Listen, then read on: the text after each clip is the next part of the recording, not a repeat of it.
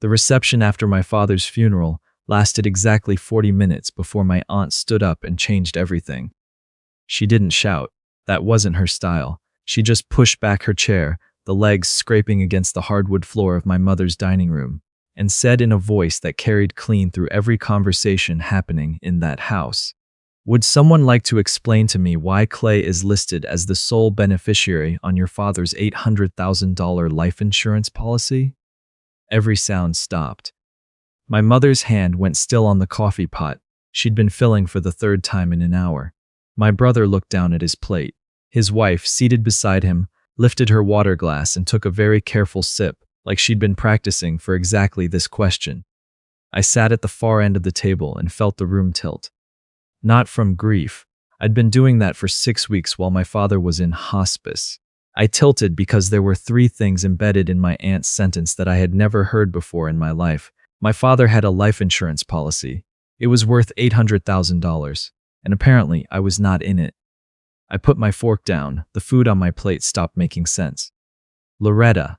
My brother's voice came out careful, the way he got when he wanted to sound like the reasonable one in the room. "We just buried Dad today. This really isn't the place."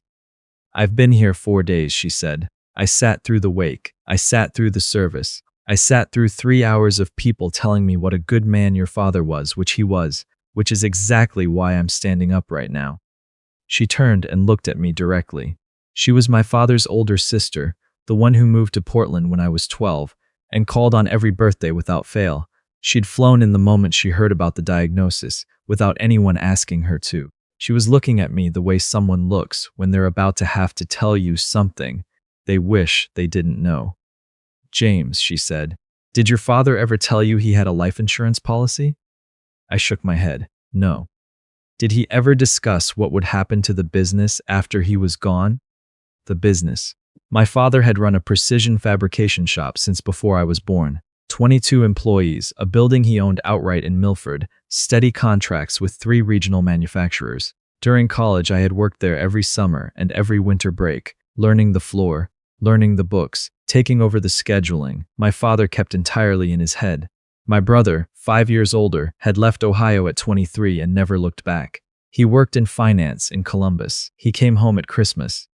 "He told me he wanted me to take over," I said. My voice came out thinner than I intended. "We talked about it last year, before the diagnosis." My aunt nodded once. "He told me the same thing." She reached into the bag hanging from her chair and pulled out a manila envelope. "He also named you as co-beneficiary on that policy. 50%, $400,000, enough to stabilize the business and clear whatever debt it was carrying." She set the envelope on the table between the centerpiece and the gravy boat. "But that's not what the document at the insurance company says now." My brother made a sound in his throat. His wife's hand moved to his forearm. "What does it say now?" I asked. "It says Clay." She looked at my brother steadily. "All of it." I need to tell you where I was in my life at that moment, because the numbers don't mean anything without it. I hadn't slept in my own bed in 3 weeks. I was living out of my truck, a 2015 Silverado with a cracked rear window I'd been meaning to fix since August. I had a storage unit in Loveland with everything I owned inside, and I'd memorized the combination because I was afraid to write it down anywhere in case I lost my phone. 2 weeks before the funeral, I had been turned down for a studio apartment in Hyde Park because my credit had collapsed in a way I couldn't explain. I was paying my loans. I had the bank statements to prove it, but the lender kept saying the payments weren't arriving. I was 29 years old, and I was brushing my teeth at a Planet Fitness because I had a monthly membership, a lock on a locker, and nowhere else to be at 6 in the morning. I hadn't told my father any of this. He was dying. There was nothing he could do, and I wasn't going to put that on him in his last weeks. I showed up to hospice in clean clothes and said everything was fine, and he died believing his younger son was going to be okay. Now I was sitting at his funeral reception, hearing that the money he'd set aside to make sure I would be okay had disappeared. "Loretta," my mother said. Her voice had a brightness to it that was sharp enough to cut. "You've been here 4 days. We appreciate that. But there are things about this family that are complicated. Don't come into this house and make accusations." "I'm asking questions," my aunt said. "There's a difference.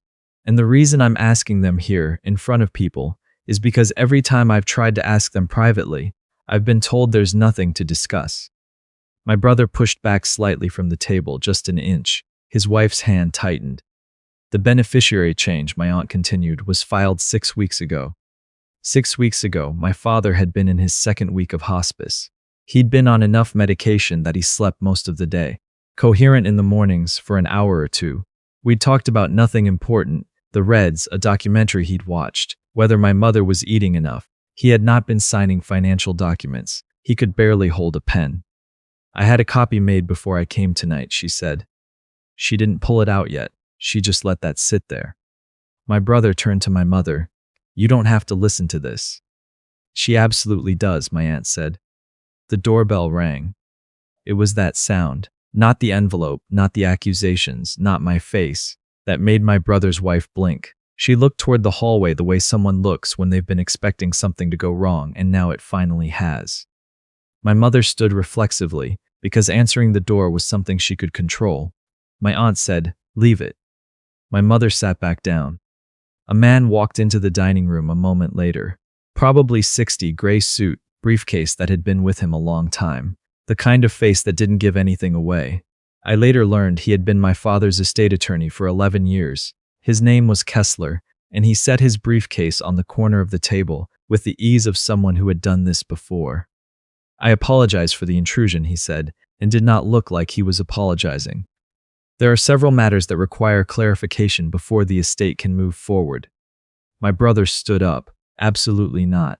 His voice came out louder than he'd intended. A few cousins near the buffet's table started drifting toward the living room doorway. This is a private family matter. You have no right to walk into this house on the day we buried my father. I was retained by your father, the attorney said. 3 years ago, he anticipated there might be disputes. He left me specific instructions. He looked at my brother with complete calm. "Sit down." My brother sat. My aunt laid 2 documents side by side on the table. "This," she said, pointing left, "is a copy of the original policy designation. Dated 11 years ago, 2 beneficiaries, equal shares." She pointed right. "This is the amended form filed 6 weeks ago. 1 beneficiary, 100%. She slid both toward me. My brother's name was at the bottom of the amended form, not my father's, my brother's. I read it twice. The signature was close enough that I almost second-guessed myself, but it didn't look right. My father had a heavy hand, a deep backward slant that I'd known since childhood, from birthday cards and grocery lists and notes tucked into my lunch bag when I was 8. This was lighter. The letters sat differently. That signature, the attorney said, opening his folder, was analyzed by a forensic document examiner. It does not match your father's known samples. He placed the report on the table. It does match the handwriting characteristics of another person in this room. Nobody moved.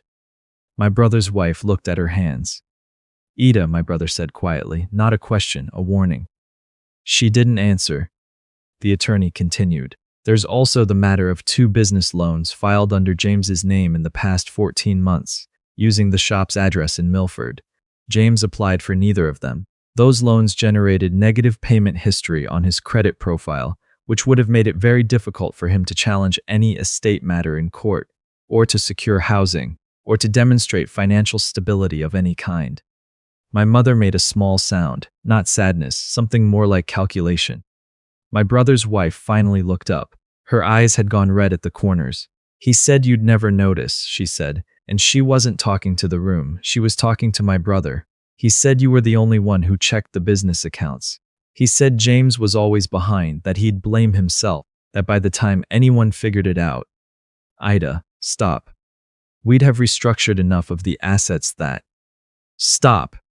She seemed to realize, all at once, where she was. She looked around at the cousins frozen by the wall, at my mother, at the attorney's pen moving steadily across a legal pad. My mother turned to my brother. Her voice was very quiet. "You told me the business was losing money." "It's complicated," he said. "You told me James had walked away from it, that he'd decided he didn't want the responsibility." "Mom, you told me your father changed his mind at the end, that he'd told you he wanted you to have it." He didn't answer. I felt something I'd been carrying for over a year start to loosen in my chest. Not relief, something older and harder than relief. The kind of thing you carry when you're sleeping in a parking lot at 29 and you can't explain why your life has stopped making sense. And every time you ask the people who are supposed to know, they tell you it's your fault, that you were never focused, that you always made things harder than they needed to be. I had asked my brother for a loan in January, $5,000. I told him it was for a deposit on an apartment. He'd called back 3 days later and said money was tight. He sounded genuinely sorry. I believed him. I had slept in my truck for 6 more weeks before my father went into hospice, and I drove down to Cincinnati and just stayed. The attorney looked at me for the first time directly. "James," he said, "your father left a letter. In addition to the estate documents, he set an envelope on the table in front of me. My name on it in my father's handwriting, that heavy backward slant I would have recognized anywhere. He wrote it in January. He told me to hold it until it was needed." "He knew," I said. "He suspected. He noticed discrepancies in the business accounts late last year. He didn't want to confront your brother without evidence. He was also managing a terminal diagnosis." He paused. He was trying to hold too many things at once. My father, it turned out, had not simply gone quietly. He had spent the last months of his life making sure that whatever his older son was planning, it wouldn't hold.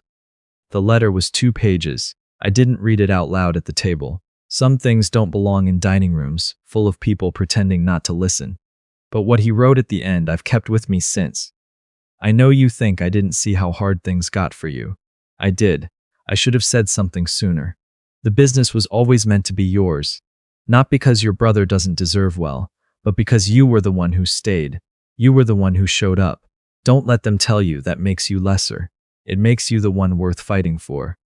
My brother tried several things in the next hour. He tried to get his wife to stop talking, which didn't work. He tried to pull the attorney aside privately, which the attorney declined. He suggested the letter was fabricated and the forensic analysis was junk science. My aunt let him talk. Then she reached into her bag one more time and laid her phone flat on the table. She pressed play. Security footage from a bank branch, timestamp in the corner, 3 days after my father died. My brother at a counter, signing a document. His wife beside him, holding a folder open. The top of the document clearly showed my father's name. My brother stared at the screen for a long time. Then he sat back and said nothing else. An officer asked me to walk through the last 14 months, and I did. I talked about the loan rejections, the credit collapse, the apartment I couldn't rent, the job offer that had been pulled after a reference call I had never authorized anyone to make on my behalf. I talked about the night in February I slept in a Kroger parking lot because it was cold and the Planet Fitness was closed, and I didn't have another option. I wasn't embarrassed. By then I'd decided the shame I'd been carrying wasn't mine. It had been handed to me deliberately, by people who needed me to hold it so they wouldn't have to. There is a particular kind of damage that doesn't involve shouting. It lives in the implication, the gentle steering, the casual suggestion that lands just often enough to start sounding like your own voice. You were never focused. You always made things harder. Maybe if you'd just been more stable, more reliable, things would have gone differently. You don't fight it because it sounds like concern. You absorb it until you can't tell where it ends and you begin. Listening to my brother's wife describe the plan, and she did eventually, because once she started, she seemed unable to stop. I heard how straightforward it had actually been. Destroy my credit so I couldn't fight a legal battle. Redirect my loan payments through business accounts to keep me perpetually late. Have my name mentioned as a reliability problem to professional references. Keep me hungry and scared and moving so that by the time my father died, I would seem like the obvious choice to leave out of everything. It almost worked. It would have worked if my aunt hadn't sat down in a probate attorney's office in Portland and read the policy documentation and noticed the beneficiary change had been filed while my father was sedated in a hospice bed. If my father hadn't trusted Kessler with a letter and a backup plan. If I hadn't kept every bank statement from the past 3 years in a folder in my truck because something in me, some bone-deep instinct I couldn't name, knew I was going to need proof of something eventually. The charges that followed were not fast, and they did not feel like justice the way people describe justice. They felt like paperwork and continuances in plastic chairs in waiting rooms. There was a stretch of 4 months where I genuinely didn't know how it would end. I spent that stretch running the shop because the attorney had secured an injunction blocking any asset transfers while the fraud case was pending, and someone had to keep 22 people working. I was not a natural manager at the start. I made decisions that cost me money and decisions that made it back, and I couldn't always predict in advance which was which. But those 22 people had known my father for years, and most of them had known me since I was 18. Carrying parts across the floor after school, they were patient with me in a way I didn't deserve and couldn't repay. My brother was convicted 14 months later. His wife took a plea, the insurance payout came back, the business stayed mine. My mother called me the week after the verdict. She said she hadn't known about the loans or the references, and the investigation confirmed that was true.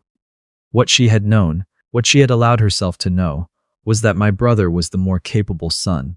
When he told her I'd never be able to handle the business, she believed him, because it was easier than asking herself why she'd found it so easy to believe. I didn't forgive her on that call. I'm not sure I have since, but I didn't hang up either. My aunt came back to Cincinnati that spring for 3 weeks. We repainted the office at the shop. The old color was an institutional green my father had chosen in 1993 and never changed. We painted it white, small thing, but the room looked different afterward, and I would stand in it some mornings before the crew arrived and think about how a space can carry 30 years of history and still be capable of looking new. I still check my bank accounts too often. I still flinch when a loan application takes longer than it should. I still wake up at 3 some mornings and lie there thinking about parking lots and storage unit combinations and what it felt like to believe I was the problem. But the shop runs. The contracts are solid. I have a real accountant and a real HR person, and I've stopped trying to hold everything in my head the way my father did, which was the one habit I couldn't afford to inherit. My father's name is still on the sign out front. I left it there because it belongs there. But in the documents, in the accounts, in the decisions that get made every morning when the floor comes alive, that's mine. Not because I won a confrontation in a dining room full of funeral food, or because a lawyer showed up with a briefcase and the right signatures. Because my father knew me. He watched me show up for years, quietly, without being asked, and he decided that counted for something. Turns out it did.